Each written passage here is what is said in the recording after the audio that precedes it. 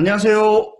네, 오늘 아티클 리뷰, Learning Analytics Modeling 아티클 리뷰, 에드서지에서 2016년도 페이퍼죠. Decoding Adaptive. 네. 피어슨에서 퍼블리시한 건데 저희가 1차는 했고요. 오늘 2차 하도록 하겠습니다. 제 이름은 최재화고 조지 워싱턴 대학에서 근무하고 있고 필명은 최프란입니다. 자, 저희가 이제 앞에서 1부에서 이 디코딩 어댑티브 하면서 이제 쭉 어댑티브 어세스먼트, 그 다음에 어댑티브 컨텐트, 그 다음에 어댑티브 시퀀스에 대해서 이제 좀 알아봤어요. 어댑티브가 세 가지가 있다고 그렇게 정의를 하셨고, 근데 어댑티브 컨텐츠랑 어댑티브 어세스먼트의 차이점이 뭐지? 뭐 이러다가 어댑티브 시퀀스 나오니까 약간 조금 어려웠죠. 네, 뭐 어렵다기보다는 개념을 이렇게 좀 잡기가 어려웠었는데 이 페이퍼가 또 아주 친절하게 네, 그러면 도대체 어댑티브 시퀀스에서 있는 뒤쪽에 있는 게 뭐냐? 네. 그리고 특히 이제 인스트럭셔널 디시전이 어떻게 어댑티브 시퀀스에 따라 가지고 바뀌는 거냐? 예를 들어서 뭐 요런 거 부제를 달아 가지고 What's behind adaptive sequence에서 이제 심층적으로 다뤘어요. 그래서 제가 이 페이퍼를 제가 Assessment Engineering의 그 필독서, 그러니까 이제 한 달은 AIG를 하고 그다음에 나머지 한 달은 Adaptive Assessment를 하는데 Adaptive Assessment 할 때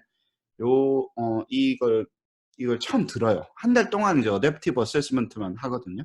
근데 그때 요거 처음 이제 첫 시간에 학생들이 이거를 배우고 이야기하고 읽어와서 이제 디스커션을 하는데 제가 봤을 때는 그 이제 석사 학생들도 있고 박사 학생들도 지금 8명이 듣거든요. 박사 학생들이 6명이 이렇게 듣는데 뭐 못 따라올 것 같아요. 이게 내용이 상당히 심오한 부분이 있고 그다음에 여기서부터 이제 심오해지기 시작합니다. 근데 뭐 심오하다기보다는 저희가 도대체 뭘 해야 되는지가 이제 여기에 다 들어있어요. 이 챕터에 제가 봤을 땐 다 들어있는데 실력도 드러나고 이제 자기가 도대체 우리가 몰랐던 것들, 아는 것들 하고 있고 제가 지금 말씀드리려고 하는 거는 뭐 여기서 쭉쭉 적어놓은 것 중에서 그래서 우리가 모델링을 뭘 할 수 있지? 그리고 내가 어떤 것을 모델링을 할 수 있는 능력이 되는 거지?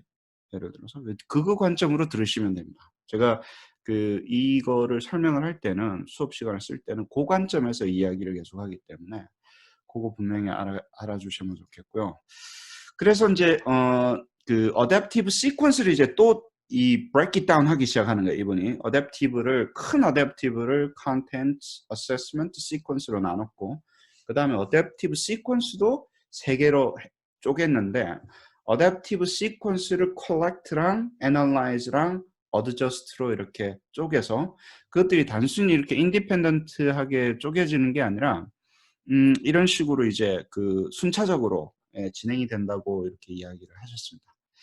그래놓고 또 쪼개는 거예요. 자, 어댑티브 시퀀스 중에 이제 컬렉트가 있다 그랬잖아요. 컬렉트를 또 쪼개는 거예요. 그러니까 사실 이제 이 어떻게 쪼개지는지를 머릿속에 잘 알고 있지 않으면 이 페이퍼를 요 부분을 따라가기가 되게 힘들어요. 어댑티브 시퀀스의 첫 번째 컬렉트 스텝 1인 거를 또 세 개로 나누는 거예요. 컬렉트 할 때 우리가 알아야 되는 게 도대체 무슨 데이터 타입을 컬렉트 할 것이고 사용할 것인가에 대한 게 결정이 돼야 됩니다. 근데 상당히 중요한 이야기를 하는 거예요. 저희가 모델을 할 때 도대체 뭘 인디펜던트 베리어블로 둘 건지 뭘 디펜던트 베리어블로 둘 건지 그걸 알아야지 뭐 돌리고를 하든지 뭐 컬렉트를 하든지 인스트루먼트를 하든지 하잖아요. 근데 그게 이제 여기에 이제 담기기 시작을 하는 거예요. 베리어블들이. 그래놓고 어떤 타입의 데이터를 컬렉트 할 것인가가 첫 번째 정해지고 그 다음에 granularity 혹은 뭐 item, difficulty 뭐 요런 것들 그리고 이제 history 요런 것들을 이제 컬렉트 해야 된다고 이야기를 합니다. 요 type of data가 나중에 중요한 역할을 해요. 그다음에 왜냐하면 이제 이게 이제 아까도 말했지만 무슨 type of data를 말하는 거지? 그리고요. 그다음에 이거 difficulty라든가 granularity granularity는 아이템에 대한 거더라고요. 이거 보니까. difficulty level, item level 뭐 이런 거고 그 다음에 learner's history 이 히스토리가 뭐 딴 게 아니라 이 러너가 얼만큼 학습을 해왔는지에 대한 데이터를 컬렉트 했거나 혹은 저장되어 있으면 불러오는 과정이 이 스텝 1에서 일어나는 겁니다. 하나씩 하나씩 또 조금 보면 타입 같은 경우는 오케이 그럼 타입은 뭔가 what type of data가 이제 진짜 중요한 얘기해요. 여기 보면 첫 번째는 이제 type of data, academic performance에 관련된 그 데이터를 컬렉트 합니다. 그럼 우리 같은 경우는 response 데이터예요. 여기 보면 answer a student submit a math problem. 수학 문제를 풀고 나서 어떤 식으로 answer를 했는지에 대한 데이터가 들어가야 됩니다. 이게 우리가 잘 아는 거죠. 예, response 데이터. 근데 여기는 아까도 말했지만 이제 실시간으로 들어오는 데이터들이에요. 포인트 단위로 들어오거나 혹은 서브젝트 단위로 들어와요. 저희가 갖고 있는 무슨 배치 데이터가 들어오는 게 아니라 하나씩 들어오기 때문에 그걸 이제 처리를 해줘야 되고요. 이것도 우리 좋아하는 말 있죠. 프로세스 데이터. 프로세스 데이터인데 저희는 대부분 프로세스 데이터가 그 exam 프로세스 데이터예요. 테스트할 때 프로세스 데이터예요. 근데 그게 아니라 여기서 말하는 프로세스 데이터는 learning 프로세스 데이터입니다. 자, 그 프로세스 데이터가 틀리다는 거예요. 러닝에 일어났을 때, 몇 번 이 친구가 하려고 했나. 뭐, 예를 들어가지고 어떤 리소스를 썼나. 뭐, 예를 들어, 여기 보면 calculator 썼냐, 안 썼냐. 뭐, 이런 것들, 다양한 어떤 러닝 프로세스 데이터가 들어가는데, 이 친구들은 이게 비정형 데이터예요. 물론 뭐 정형화 시킬 수도 있지만, 왜냐면 리스폰스 데이터는 우리가 정형화를 시킬 수가 있잖아요. 근데 여기 데이터는 대부분 그 비정형 데이터고 로그 데이터 같은 것들이 많아가지고 이제 요 데이터랑 요 데이터랑 합쳐가지고 저희가 이제 모델에 어떤 식으로 끼워 넣을 건가에 대한 고민을 많이 해야 됩니다. 근데 이제 학습에서 일어나는 거고, 그다음에 여기서는 애매하게 student interest 데이터 뭐 이렇게 해놨는데요.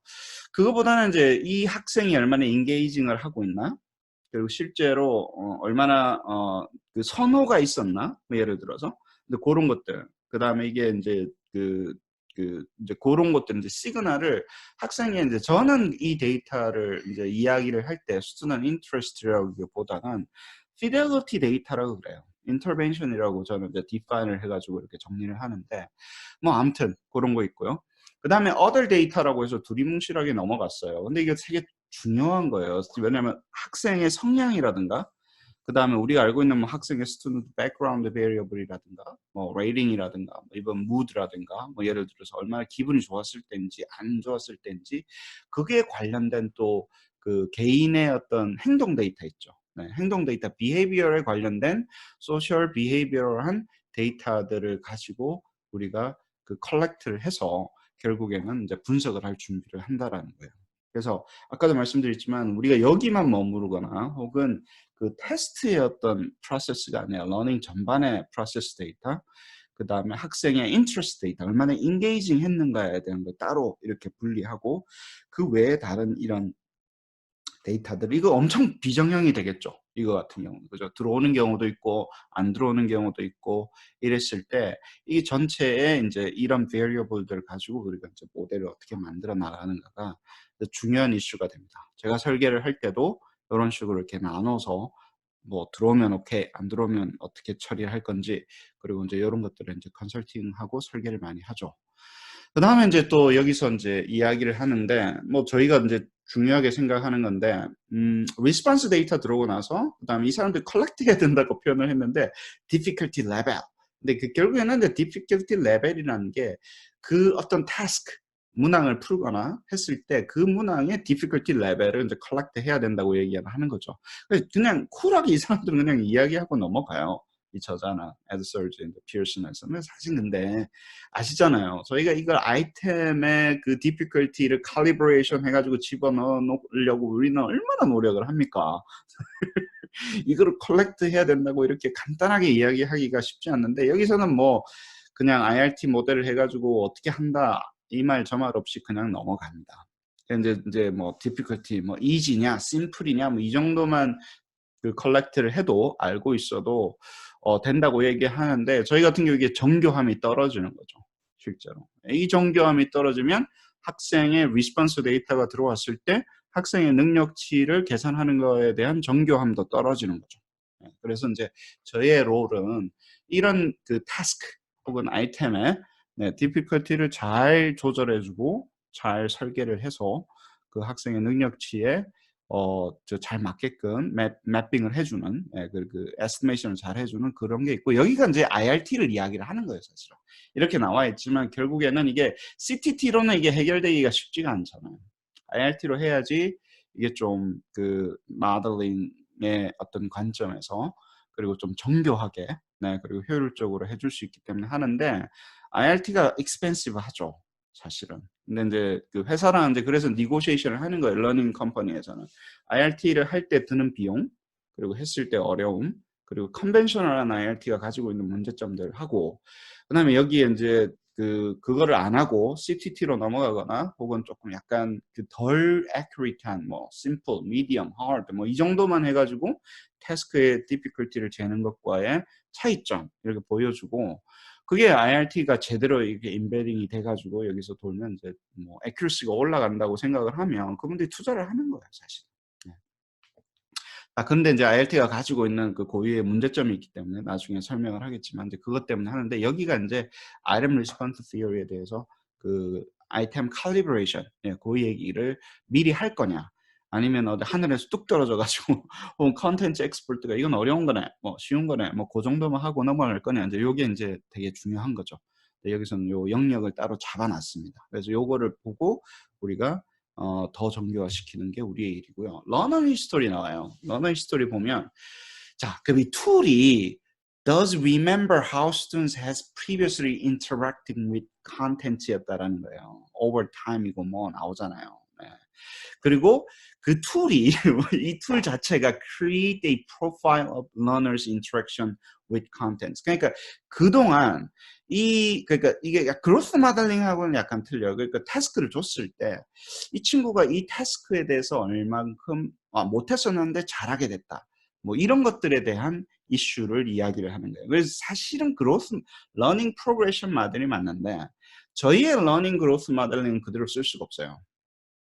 그대로 쓸 수가 없어요. 러닝 모델을 쓰지만 저희가 러닝 그 그로스 모델링을 할 때는 시간이 인디펜던트 베리어블 있잖아요. 그래서 여러분들이 그 시간이 인디펜던트 베리어블이 아닌 그로스 모델링이 러닝 모델이 필요한 거예요. 여기 보면 보세요.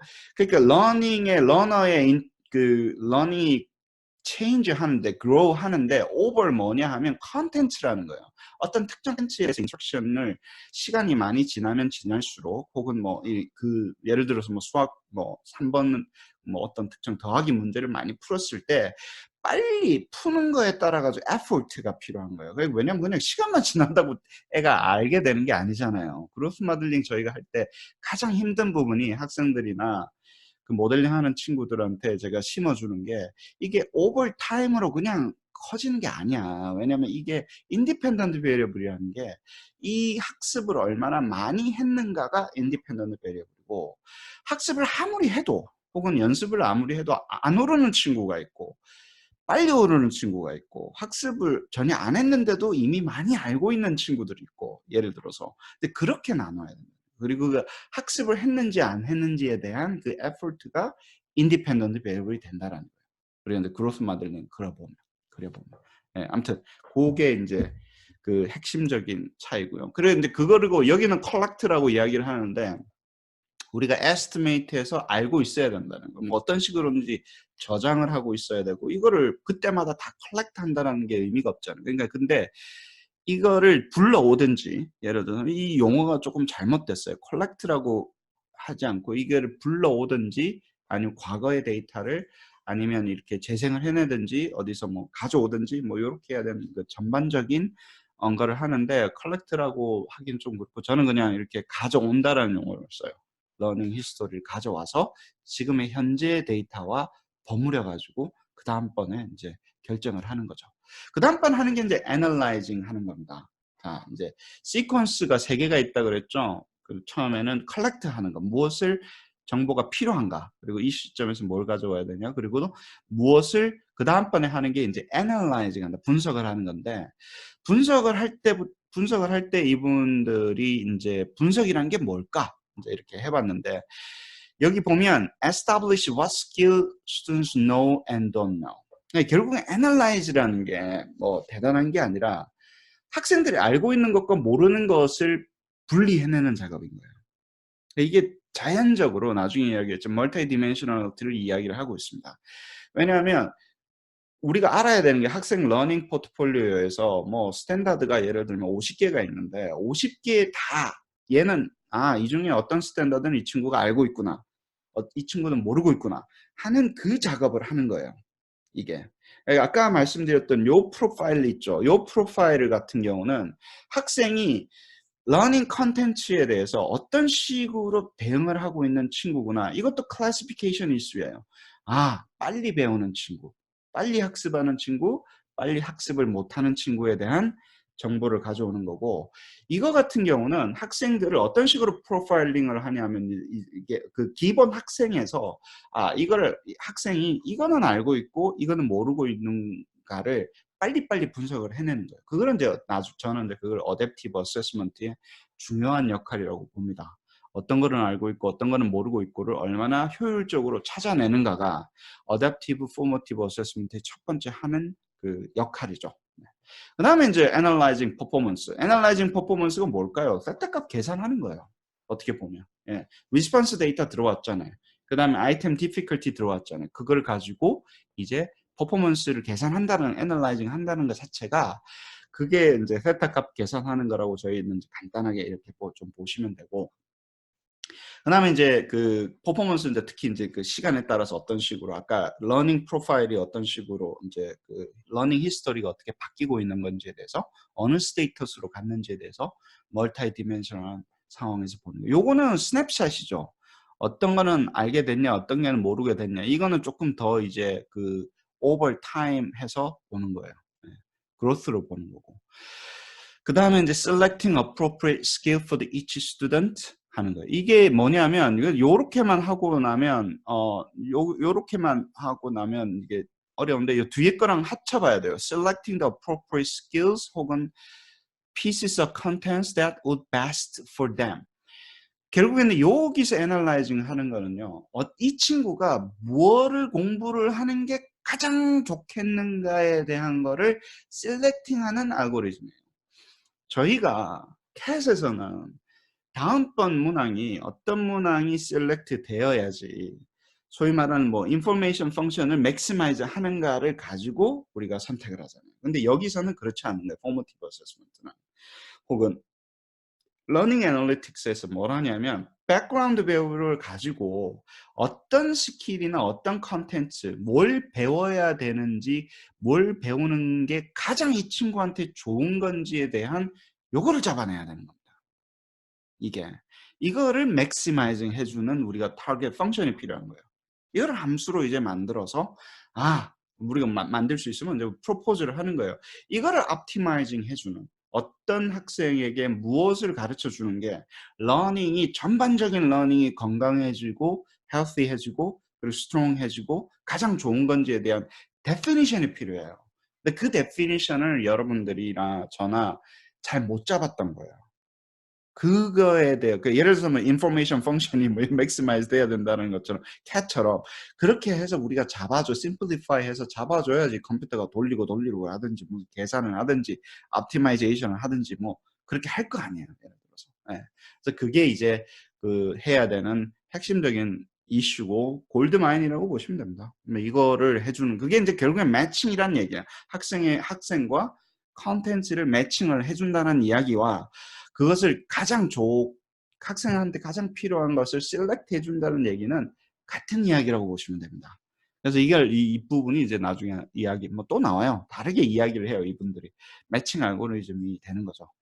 하나씩 보면요. 예를 들어서 뭐 러너 어나리시스라는 게 도대체 뭐냐. 그냥 패스했냐, 페일 안 했냐. 이제 멀티 디멘셔널한 거에 대한 게 쭉 나오잖아요. 그래서 뭐 트레시홀드 스코어를 넘겼냐, 뭐 안 넘겼냐, 뭐 이런 것들 나오고. 그 다음에 여기서 이제 러너의 그 학습을 분석을 하는 것 중에 하나가 estimate what students does know, doesn't know. 그러니까 알고 있는 것과 모르고 있는 것. 그리고 그 대부분의 학생들의 시뮬러한데 이제 프로파일이 나오잖아요. 그 다른 비슷한 학생들에 비해서 이 친구가 아는 것과 모르는 것에 대해서 얼마나 차이점을 내는가 뭐 이런 것들에 대해서 이렇게 분석을 하는 것 같아요. 이건 사실 요 by comparing 요 부분 잘 모르겠는데 아무튼 어떤 학생이 A 스튜던트가 아는 것과 모르는 것을 빨리빨리 찾아내는 게 우리의 알고리즘을 해야 되는 거고 그리고 얼마를 아는 거냐 모르는 거냐 이 부분이 이제 기본적인 우리가 갖고 있는 IRT가 가지고 있는 한계점 중에 하나예요. 이렇게 해서 우리가 Criterion Reference Test처럼 Pass Fail 스코어가 누가 딱 주고 나면 그거는 뭐 80% 맞았네, 70% 맞았네 하면 되는데 이 세타 값이 그래서 세타 값이 0.3 이상인 친구들을 안다고 해야 되나? 그 도메인에 대해서. 근데 이런 것들이 사실은 전통적인 IRT에서는 이게 상당히 힘들었던 거죠. 그래서 이제 저희가 나오는 게 이제 다이그노스틱 클래시피케이션마다 DCM 같은 게 나오는데 DCM도 저는 상당히 이렇게 힘들어요. 왜냐하면 멀티디멘셔널리티도 잘하고 DCM도 잘하는데 이 부분에서 이제 할 때 왜냐하면 그게 우리가 그 DCM이 주는 게 뭐냐면요. 그 어떤 학생이 그걸 완벽하게 마스터리 했다라고 가정할 수 있는 했다라고 이야기할 수 있는 확률을 주는 거잖아요. 그것과 이 친구가 얼마나 배웠냐를 물어보는 거는 다르다라는 거예요. 제 주장은. 오늘 비가 올 확률이 얼마라는 것과 오늘 비가 얼마나 왔냐라고 이야기하는 거는 다르잖아요. 조금만 와도 비가 온 거잖아요. 예를 들어서. 아니 폭우가 쏟아질 확률이 얼마입니까? 아니 폭우 안 쏟아져도 되는데 우리 그냥 조금 비 맞아도 비는 온 거잖아요. 예를 들어서 차라리 비를 맞은 양 내가 바깥에 나갔을 때 얼마나 비를 맞았는 양이 필요해야 되는데 그래서 IRT도 여기서 스무드하게 일을 안 하고 DCM도 일을 잘 안 하는 거예요. 저는 제가 봤을 때는 그렇습니다. 그래서 여기를 보면 이제 하는 게 80% mastery rule이라는 게 있다고 하면 몇 개를 넘겼냐 넘긴 것과 넘기지 못한 것 이런 것들을 하는 거고 여기 보면 calculating probability of mastery 나와요. 예. 여기 나와 있네. 이제 DCM에서 이런 걸 많이 써요. 그러니까 이거 mastery를 했다고 가정할 확률을 구하라. 근데 이 확률이 과연 이 사람이 이만큼 어느 만큼 배웠는가에 대한 체인지를 나타내 주는가 안 나타내 주는가는 arguable 합니다. 저는 개인적으로 동의를 안 하는 거예요. 세타값 같은 경우는 이런 거를 안 주고 랭킹에 대한 인포메이션만 주기 때문에 IRT의 세타가 일을 안 하는 거고 DCM은 이 probability를 주기 때문에 interpretation and usability에 이슈가 있을 수도 있다고 저는 생각을 하는 거예요. 그래서 아무튼 여기가 우리가 하고 있는 measurement 모델들이 하는 겁니다. 러너의 analysis를 하는 그런 것들에 대해서 하는 거고 여기 보면 weight the number of times students submitted correct answer 이런 거를 어떻게 weight을 줄 건가 5번 연속으로 들어오면 이거를 안다고 할 거냐 이런 것들 할 때 이런 것들 다 씁니다. 간단하게 쓰시는 분들도 많아요. 실제 러닝 컴퍼니들에서. 자, 그다음에 스킬 셀렉션 한다 그랬죠. 네, 스킬 셀렉션 아까 얘기했던 거 맞죠? 매칭한다는 얘기야. 왜냐면 그 path에 따라서 next skill 그러니까 어떤 친구가 어떻게 공부를 해나가고 있는데 다음번에 뭘 줘야 될지에 대해서 컨텐츠를 이 스튜던트의 프로파일에 맞춰가지고 베스트가 되는 것을 이렇게 해준다라는 거예요. 그 다음에 아까도 얘기했지만 previously aligned to the response 되어 있는 스킬을 가지고 어떤 학생에게 그쪽으로 보내준다는 거예요. 그 스킬을 공부를 하게끔 이렇게 주는데 쉽지가 않아요. 이게 이제 저희가 이제 모델로 잡아야 되는 거 아니에요. 그러니까 이제 컴퓨터가 계산을 할 수 있게끔 해서 함수로 나와야 되는데 이러려면 러닝 프로그레션도 있어야 되고 그 학생의 지금 스냅샷을 봤을 때 어떤 포트폴리오가 있는지도 계산이 다 끝나야 되고 이러니까 이 단계까지 스킬 셀렉션을 해줄 때 그냥 학생의 능력치가 이렇게 있고 예를 들어서 컨텐츠가 많을 때 어떻게 매핑 해주냐 딥러닝 써보자 간단하게 이렇게 이야기를 해서 나오는 이슈는 제가 봤을 때는 아니라고 봐요. 근데 중요한 거는 매칭을 해주는 거라는 거예요. 왜냐하면 이 학생이 뭘 공부를 하는 게 제일 좋을까라고 해서 레코멘드를 해주거나 매칭을 할 때 그러면 이 학생이 뭘 배우는 게 전반적인 학업의 성장에 혹은 학업이 건강해지게끔 하는데 가장 중요한 거냐라는 것을 해주기 위해서 이것을 필요하다는 거예요. 이게 이제 필요하다는 거예요. 이 부분이 나중에 이제 보는데 자 그럴 때 이 사람 뒤에 약간 숨겨놨는데요. 이걸 example 비슷하게 해가지고 이렇게 놨는데 스킬 셀렉션에서 이거 보시면요. 자 보세요. 뭐 example이 어쩌고저쩌고 읽어보시면요. 이거 못했어. 이거 뭐 해야 되냐 얘가. 이걸 틀렸어. 알 때는 move on 하는데 잘 안 됐어. 그때 어떻게 해야 되는가에 대한 이슈인데 This type of tool heavily rely on a pre-designed sequence or pre-designed contents 맵이 필요하다는 거예요. 그리고 이 컨텐츠 맵이 뭐냐면 이 each 유닛 혹은 컨텐츠마다 어떻게 연결이 되어 있는가에 대한 컨텐츠 맵이 필요하다는 거예요. 이게 소위 말하는 이제 knowledge 맵이라는 겁니다. A가 있고 B가 있고 C가 있는데 A하고 B하고가 어떤 prerequisite 관계에 있는지에 대해서 컨텐츠 맵이 있으면 얘가 B를 못해서? 그러면 B에 대한 게 못한 건지 아니면 B를 풀기 위해서 필요한 prerequisite를 못한 건지에 대해서 찾아내서 B를 못했을 때 예를 들어서 A를 추천해 주거나 혹은 A는 알면 B라는 것을 연습이 덜 됐잖아요. A는 알고 있는데 B를 하기 위해서 A도 필요한 거예요, 사실은. 그리고 B의 고유의 어떤 학습도 필요한 건데 그러면 B를 조금 더 하는 게 나은 건지 아니면 A로 돌아가가지고 공부를 하는 게 나은 건지 아니면 얘가 B를 알면 C로 보내는 게 나은 건지 그래서 요 결정을 해주려면 heavily rely on pre-designed content 맵이 있어야 된다라는 거예요. 이게 이 이야기가 이제 갑자기 툭 나오는 거예요, 사실은 여기서 갑자기 툭 나오는 게 아니라 곰곰이 생각해 보시면 이게 무슨 뭐 학습 추천 시스템을 할 때 이 knowledge 저는 knowledge 맵이라고 부르거든요. 그리고 이제 each 그 knowledge 맵이 prerequisite relationship 돼 있는 거를 저는 카파 매트릭스라고 그래요. Q 매트릭스는 태스크하고 데이터 밸류하고 컨스트럭하고 릴레이션십이잖아요. 근데 컨스트럭끼리의 릴레이션십을 저는 그거를 카파 매트릭스라고 그래요. K 매트릭스라 혹은 카파 매트릭스라고 하고 제가 왜 카파 프로젝트 하냐면 그 카파가 거기서 나왔어요, 사실은. CAFA라고도 부르지만 그 카파가 이 그 컨스트럭끼리의 프리리퀴짓 관계에 대한 규명이 있지 않으면 우리가 뭔가를 학습을 추천할 때 추천해 주는 게 제대로 안 된다라는 거예요. 그 맵만 제대로 갖고 있어도 예를 들어 저희가 갖고 있어도 학습 추천하는 게 이제 사실은 상당히 간단하게 떨어지는데 이 맵 만드는 게 쉽지가 않아요. 왜냐하면 전문가들한테 만들어라 그러면 전문가들이 제대로 만들었는지 안 만들었는지 모르고 예를 들어서 규명하기도 힘들고 옛날에 우리 저희 오토매틱 아이템 제너레이션 할 때 히블리 선생님 우리 AIG 처음 할 때 그 왜 다이그노스틱 하는 시퀀스 수학 문제 가지고 잡은 거 기억하시죠? 유지훈 선생님이 그 했던 것 같은데 거기랑 똑같아요. 그런 컨텐츠 맵을 우리가 잡아내고 그 컨텐츠 맵에 따라서 컨스트럭을 디파인을 하고 그 컨스트럭이 디파인 된 데 따라 우리가 태스크 모델을 만들고 IRT를 만들어서 IRM 모델 뱅크가 있어야지 이게 이 친구가 어디에 잘못되어 있는지를 찾아갈 수 있다라는 게 AIG 하시는 분들 처음부터 하시는 이야기예요. 아무튼 뭐 나중에 또 AIG가 나옵니다. 자, 그래놓고 이제 그 adjust는 자 그래서 이제 분석을 했어요.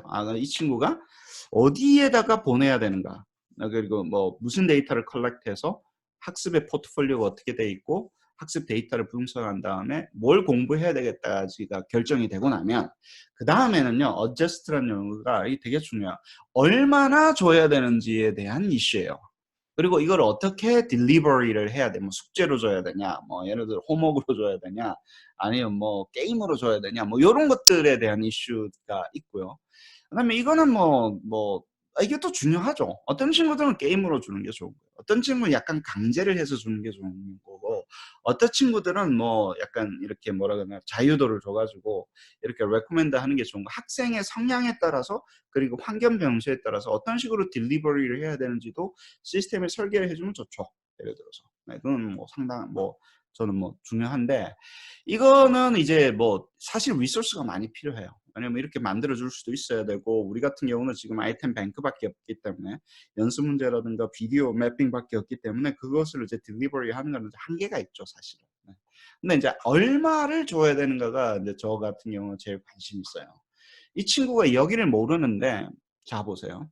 뭐 빼기를 못 한다고 칩시다. 빼기만 알면 뭐 잘 된다고 칩시다. 그 빼기를 하루 종일 하냐고.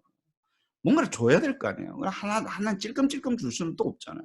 예 묶어 가지고 예를 들어서 어떤 친구는 '아 이 연습을 5번만 하면 돼.' 어떤 친구는 '이 연습을 해야 되는데 한 10번 정도면 될 것 같아.' 그거를 또 우리가 에스티메이트를 해야 됩니다. 그래야지 인제 소위 말해서 좀 있어 보이는 지능형 시스템이 되는 거예요. 예. 그래서 how much contents 이 이슈 가지고 저도 인제 회사 사람들이나 뭐 이렇게 필드에 계신 분 컨설팅 할 때 예를 들어서 이거를 계산을 해 주는 함수를 또 짜 주는 거예요. 근데 이게 다시 또 돌아가면 러닝 프로그레션 모델에 나와요. 러닝 프로그레션 모델이 이 친구가 빨리 배우는 친구고 예를 들어서 빨리 배우지만 상당히 밑에서 시작하는 친구다. 예를 들어. 그러면 이 친구는 한 예를 들면 '이걸 5번 정도 연습을 해야 되겠네.' 이런 게 나와요. 근데 이 친구가 어느 정도 가 있지만 예 그 60% 정도는 가 있지만 이 친구가 80 까지 끌어올려야 되는데 얘는 늦게 배우는 친구인 거예요. 꾸준하긴 하는데 빨리빨리 배우지는 못하는 거예요. 그런 친구들한테는 충분한 연습이 필요합니다. 예를 들어서 그 학생의 성향에 따라서 또 틀리는 거예요. 그리고 그 학생들이 주로 그런 성향을 가지고 있던 학생들이 이 태스크에 대해서 어떤 식으로 인터랙션을 할지, 얼마나 많은 노력을 해야지 이 태스크를 완수를 할지에 대해서는 그게 함수를 우리가 알고 있어야 되는 거예요. 그전에 학생들이 학습해 왔던 거를 축적을 시켜서 이 친구는 백이라는 걸 주면 이런 성향을 갖고 있으니까 그리고 얘가 올려야 될 게 지금 한 50% 정도 돼 있는데 80 까지 끌어올려야지 그다음번에 넘어갈 수 있다고 계산을 하면 그럼 50 에서 80 으로 갈 때 얼마 정도 학습량을 줘야 되는지가 나오는 거예요. 그거를 우리가 모델링을 하는 겁니다.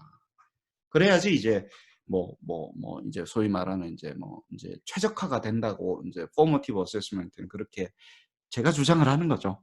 그런 최적화, 그런 모델링에 대해서 우리가 인제 해야 된다라고 이야기를 하는 거죠. 네. 그다음 딜리버리는 아까도 얘기했지만 게임을 주는 게 낫냐? 혹은 이게 어느 어사이먼트로 주는 게 낫냐? 요런 것들도 중요하죠. 뭐 어떤 친구는 책으로 공부하는 게 더 나아. 프린트아웃해서. 어떤 친구는 '아이 그렇지 온라인에서 하는 게 나아.' 근데 그런 것까지도 우리가 개별화를 할 수 있게끔 thoughtful하게 개별을 할 수 있게끔 이제 준비를 하고 이거는 이제 개별화를 해낼 수 있는 어떤 소프트웨어라든가 그런 제반의 어떤 이런 것들이 다 있어야 되는데 저희가 설계를 할 때는 여러분들 인제 회사에 취직하거나 컨설팅을 하거나 프로젝트 할 때는 그런 상황이 있으면 이런 식으로 나눠 줄 수 있고 어떤 딜리버리 모드라 그러거든요. 딜리버리 모드가 학생의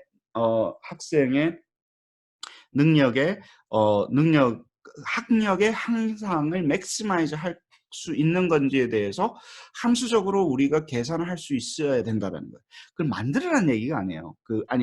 그거는 우리가 만들어 주는데 딜리버리 자체를 만들어 주실 필요는 없어요. 그거는 인제 소프트웨어 만드신 분이 하는 거고 우리가 웹사이트 만들고 게임 만들고 그럴 수는 없잖아요. 게임을 만들어서 그런 콘텐츠가 있을 때 딜리버리가 모드가 있을 때 어떤 식으로 주는 게 좋고 그것을 시간에 따라서 그 게임이라는 어떤 러닝 콘텐츠가 어떤 식으로 어떤 데이터를 우리가 게임 러닝 콘텐츠에서 받아와야 될지 혹은 페이퍼 콘텐츠에서 받아와야 될지를 우리가 그거를 에스티메이션해서 maximize를 할 수 있게끔 이제 준비를 하는 거예요. 그런 함수들을 이제 준비를 하는 게 요 딜리버리 모드에서 우리가 들어가는 모델입니다. 그러니까 모델이 엄청나게 많이 들어가는 거예요, 사실은. 이렇게 복잡한 거를 하나하나 조각조각 만들어서 여기도 딜리버리도 매칭을 해 주는 거죠. 네. 그다음에 디자인 같은 경우는 이제 아까도 말씀드렸지만 이거를 많이 줄 거냐 아니면 이렇게 섞어서 줄 거냐 예를 들어서 어떤 식으로 우리가 그 어셈블리를 해 가지고 줄 거냐 이런 이야기인데 저는 이 디자인을 인제 섞어 줄 때 빼기만 주구장창 줄 수 없는 게 아니라 빼기 요 정도 하고 그다음에 예를 들면 복습도 쪼끔 하고 예를 들어서 그 친구가 그 하나만 하면 또 빼기라는 문항 자체에 너무 몰입되고 그 패턴에 대해서 너무 이렇게 되니까 섞어서 주는 것도 필요한 거예요, 어떨 때는. 예를 들어서 학습에 대한 거 섞어서 줄 때도 있고 쉬운 거에서 왜냐면 오늘 내가 하나씩 던져 가지고 우리가 태스크를 줄 수는 없잖아요. 어떨 때는 섞어서 줘야 되니까 이렇게 턴키로 줘야 되는데 그럼 collection of individual math item을 어떤 식으로 오더를 배치해서 이 학생이 한테 줄 거냐. 예를 들어서 쉬운 거부터 조금 대충 쉬운 게 쉬운 거부터 이렇게 차례차례 주는 게 학생의 동기부여에도 좋고 그리고 오늘 내가 해야 되는 태스크에 대해서 어떤 성취라든가 이런 것도 좋기 때문에 쉬운 것부터 주자. 예를 들어서. 근데 그런 식으로 얘가 배치를 할 수 있는 thoughtful design component도 필요합니다. 그러니까 이거는 우리가 던져주는 intervention 혹은 피드백 자체를 잘 디자인을 해줄 수 있는 그런 역할들도 우리가 필요한 거죠. 네. 그래요. 어마운트는 아까도 얘기했지만 어느 만큼 줄 건가. 사이즈라는 거. 그 사이즈는 우리가 에스티메이트 해내야 되는 거죠. 그렇죠. 그러려면 러닝의 그 프로그레션에 대한 그 태스크에 대해서 이 학생이 어디쯤 와 있고 그리고 어떤 형태로 그 그로스가 일어날 건가. 다른 애들에 비해 가지고 그것을 클래시피케이션으로 잡아내야 되고 그 학생의 프로파일링을 해야 되고요. 그 프로파일링을 한 다음에 얼만큼 공부를 던져줄 건가에 대한 것도 에스티메이트 한 다음에 실제로 그렇게 던져주고 나니까 이 학생이 했냐 안 했냐 fidelity 계산을 하고 했는데도 왜 안 되지? 그럼 우리 모델을 다시 수정할 수 있는 그런 뭐 예를 들어서 뭐 backpropagation은 아니지만 예를 들어서 그렇게 할 수 있는 그래서 다시 모델을 adjust 해낼 수 있는 그런 시스템까지 구축이 되면 엄청나게 좋겠죠. 그죠? 안 그러면 이렇게 인터랙티브하게 안 도니까 그래요. 그래놓고 이 example을 많이 하십니다. 뭐 몇 개를 주셨는데 all-in-one 툴은 지금 뭐 선생님이 이제 뭘 해야 될지, 얼만큼 해야 될지, 어떻게 해야 될지 한 방에 다 결정해 주는 거예요. 뭘 공부해라, 이렇게 공부해라, 뭐 이런 식으로 공부해라. 선생님 우리 볼 때 이제 과외 선생님들이 그렇게 해주시잖아요. 예를 들어가지고 그런 게 이제 all-in-one 툴이고 comparison 같은 경우는 다른 애들은 이렇게 공부했으니까. 아까도 얘기했죠. 컴퍼리즌 하려면 이 학생의 성향과 주로 옛날에 공부를 해왔던 성향들을 그룹을 나눠가지고 뭐 unsupervising learning을 하는 그 클래시피케이션 모델을 써서 결국에는 그로스 우리가 이제 시간에 따른 그로스 모델을 했다고 치면 예를 들어서 그걸 여기 쓰는 거 아니에요.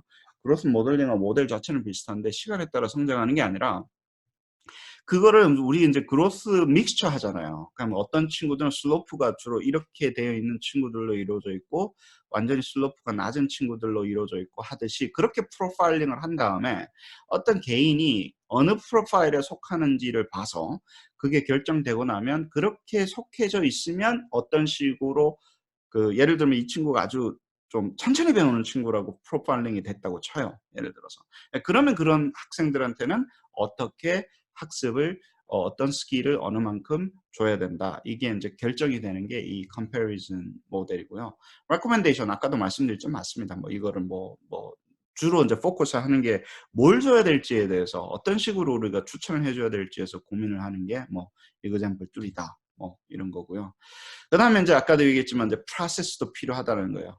마스터 했냐 안 했냐만 아는 게 아니라 레코멘드 할 때는 항상 이 친구가 어떤 식으로 어떤 in order to learn 그러니까 하기 위해서 어떤 프로세스로 공부를 하는 게 뭐 어떤 방법으로 해나가는 게 중요한지에 대해서 이제 가르쳐 주는 게 중요하고요. 그 다음에 우리가 또 알아야 되는 거는 이 데이터를 establish 할 때 interesting 했냐, was interesting이냐, was helpful이냐 이 데이터를 받아야 돼요.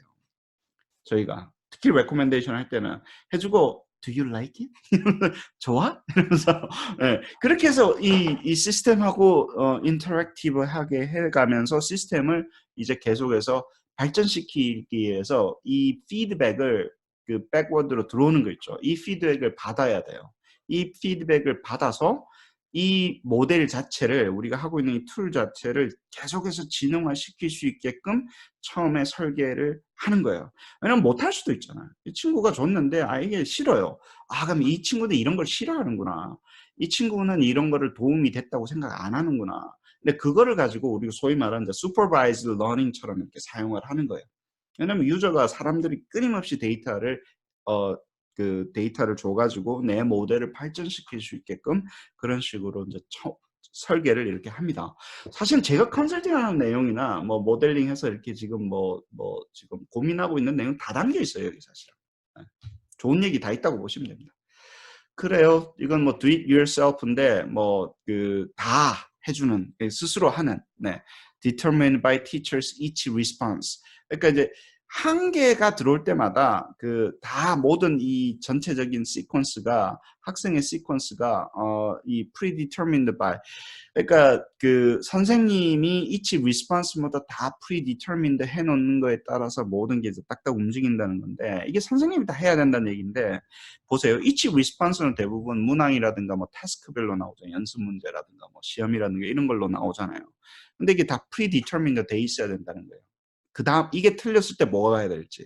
근데 이게 쉽지 않은 이야기죠. 그래서 AIG를 할 때 저희가 오토매틱 아이템 모델링을 할 때 피드백을 집어넣잖아요.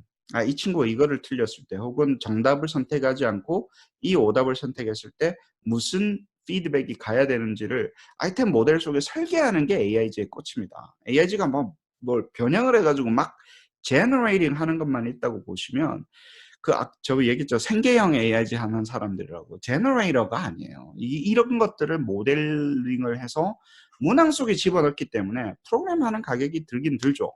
그렇지만 문항 속에 집어넣은 상태에서 우리가 러닝 하게 되면 repeated measure라든가 뭐 test security라든가 뭐 이런 것도 해결되지만 이런 식으로 해서 tailored 된 피드백을 주기가 너무 좋은 거예요. 문항 자체가 그냥 learning resource로 바뀌어버리는 거예요. 시험을 치기 위한 도구가 아니라. 그렇습니다. 그래 놓고 이제 여기 나온 거는 뭐 툴을 break it down 하자. 그래 놓고 이제 24개의 툴을 보여줍니다. 회사들이 이제 24, 거기에 뭐 매크로힐도 있고, 뭐 피어슨도 있고, 뭐 쟁쟁한 회사들 많이 있어요. 네.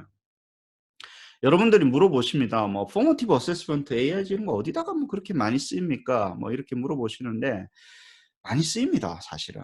예. 좀 많이 쓰이고 특히 러닝 컨텐츠 쪽 회사에서는 그게 당연히 있어야 되는 걸로 이야기를 하고 다른 이름으로 그걸 갖고 가서 할 뿐이에요. 저희가 조금 이렇게 그 사이코메트릭한 쪽에서 각 잡고 이렇게 하니까 AIG라는 이름을 붙이지 그분들이 이미 문항을 프로그래밍 한 지 오래되셨어요. 한참 전부터 문항을 프로그래밍하고 피드백을 문항 속에 집어넣고 그래서 뭐 변형도 시키고 이미 다 하셨어요. 네. 그런 이슈들에 대해서 24개 툴들에서 리뷰를 해놨고요. 이 페이퍼가. 그 다음에 이제 디스트릭트가 과연 업셋 하려면 어떤 obstacle이 있나, 어떤 opportunity가 있나, 뭐 발티모어에서 대대적으로 하고 있는데 그게 어떻게 되어가고 있나, 뭐 이런 이야기를 하시고, 그 다음에 에듀케이터가 이런 거를 할 때 선생님의 관점으로 또 보는 거예요. 이게 보면 선생님의 롤이 없어지는 건가? 그러면 내가 선생님은 도대체 뭘 해야 되나? 이런 거 할 때. 그런 거 할 때에 그런 그 이슈들에 대해서 좀 적어주셨어요. 참 다양한 이야기가 많이 있어요. 되게 좋은 이야기입니다. 네. 그 다음에 또 했던 게 이제 빌딩의 비즈니스. 왜 이게 왜 이렇게 사업거리가 되나? 왜냐하면 이게 사업이 될 수밖에 없냐. 미국 같은 경우는 뭐 모든 서비스는 회사가 다 공급을 하는 거니까. 근데 왜 큰 비즈니스는 안 되나? 근데 그 얘기도 들어가 있어요. 이게 소위 말하는 유니콘. 1조 매출 혹은 이런 회사들이 안 나오는 거예요. 수백억 정도 나와야 되는데 이익이 1조 매출이 이렇게 안 나오는 거예요. 1000억 정도 뭐 이익을 남기는 이런 회사들이 없는 거예요. 예. 그래서 왜 그런가? 그리고 왜 이게 저희가 봤을 때는 큰데 진짜 소위 말하는 이제 바깥 사람들이 이렇게 막 대기업들이 막 진짜 대기업들이 뛰어들어서 하지 않고 교육기 하는 기업만 조금 들어와서 할 수밖에 없나 뭐 이런 것들도 적어놓고 emerging insight는 이제 이걸 다 읽고 나서 그래도 드는 생각들, 질문들 뭐 이거는 이렇게 되나? 왜 수학만 돼 있나? 뭐 예를 들어서 언제까지 이렇게 진행이 될 건가? 뭐 이게 뭐 중구난방인 것들 언제 이렇게 해결될 건가? 이런 것들에 대해서 적어주십니다. 그래요.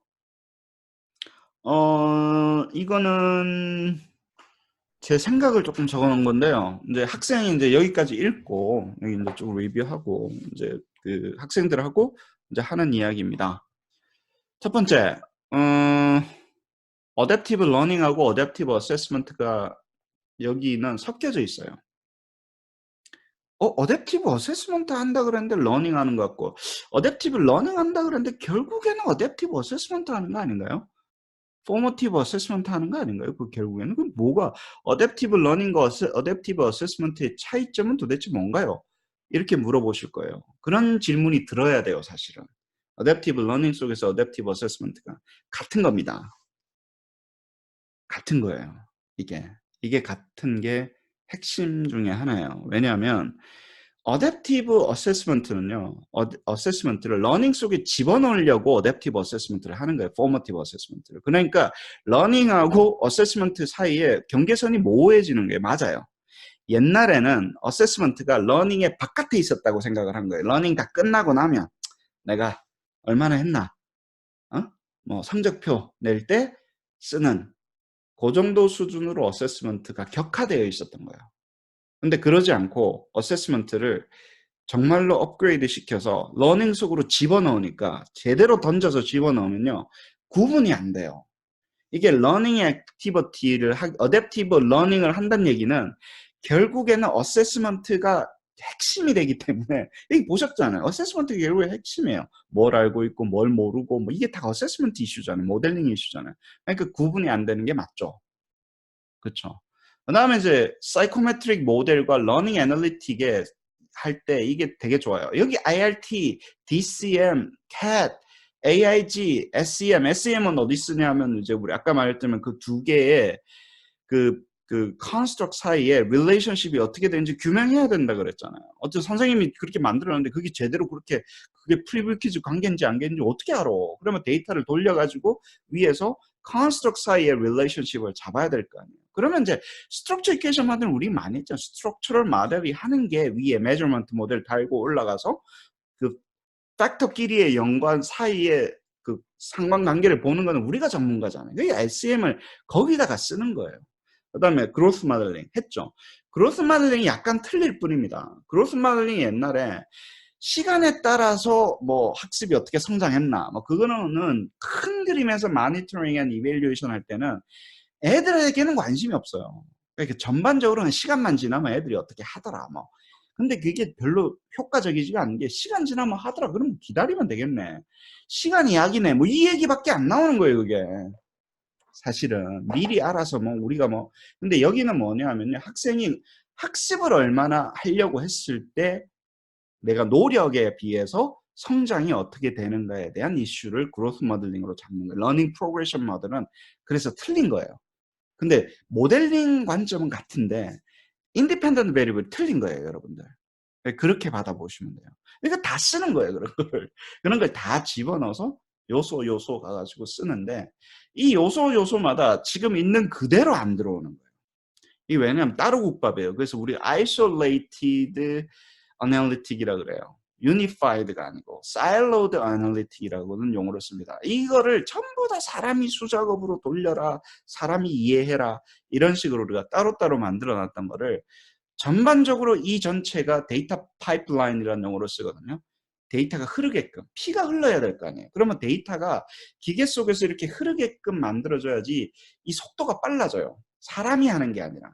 사람은 모듈을 짜서 집어넣는 거고, 이 전반적인 게 되게끔. 예를 들어서.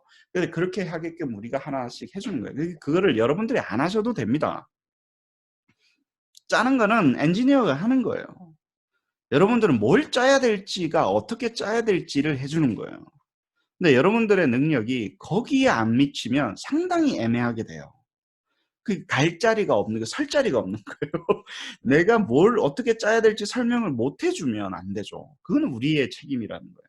수도 코드를 짜서 모델까지는 셋업을 해주고, 그거를 임플리멘트 하는 건 우리가 안 해도 돼요. 테크니션들이 하는 거예요. 엔지니어들이 하는 거예요. 코드를 짜가지고 실시간으로 이렇게 돌게끔 하는 거는, 집어넣는 거는. 그래서 이 모든 것들이 다 들어갔을 때 사이코메트릭 모델이 그대로 이 속으로 들어가서 이 어세스먼트를 테스팅이 아니라 러닝 쪽으로 보내가지고 어세스먼트를 러닝 속으로 확 집어넣어서 하는 것들이, 이게 되게 챌린징하게 보이지만 제가 봤을 때는 이게 가야 되는 opportunities도 된다라는 거예요. 저는 그 길을 가려고 하고 있고, 그 길이 되게 외롭고 힘들지만 네, 그렇게 가는 거예요. 보통 모르겠어요. 제가 이게 한 우물을 파는 건지 한 무덤을 파는 건지는 모르겠습니다. 보통 사람들이 무덤 파면서 자기는 우물 판다고 얘기해요. 자기 하던 대로 하면서 그냥 자기는 뭐, 내가 봤을 땐 무덤 파는데 남들이 봤을 때는 그냥 죽어가고 있는 건데 자기는 우물 판다고 이야기를 하는 경우가 있잖아요. 제가 지금 무덤을 파는 건지 우물을 파는 건지 잘 모르겠네요. 네, 그렇습니다. 여기까지가 제 스토리입니다.